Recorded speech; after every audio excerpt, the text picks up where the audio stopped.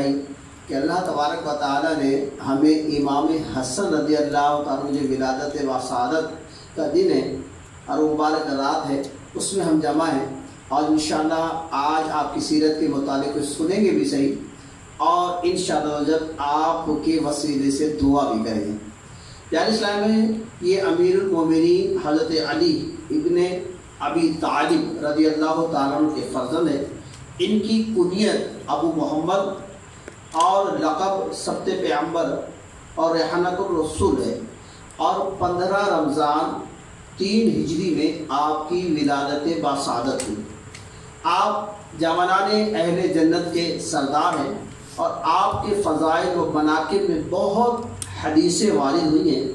آپ نے 3 مرتبہ اپنا آدھا مال خدا تعالیٰ کی راہ میں خیرات کر دیا۔ امیر المومنین حضرت علی رضی اللہ عنہ کی شہادت کے بعد کوفے میں 40,000 مسلمانوں نے آپ کے دستے مبارک پر موت کی بیعت کر کے آپ کو امیر المومنین منتخب کیا، لیکن آپ نے تقریباً 6 ماہ کے بعد جمادی الاولیٰ 41 ہجری میں حضرت امیر معاویہ رضی اللہ تعالیٰ عنہ کے ہاتھ پر بیعت فرما کر خلافت ان کے ثبوت فرما دی، اور خود عبادت و ریاضت میں مشغول ہو گئے۔ صلو علی الحبیب صلی اللہ تعالی علی محمد۔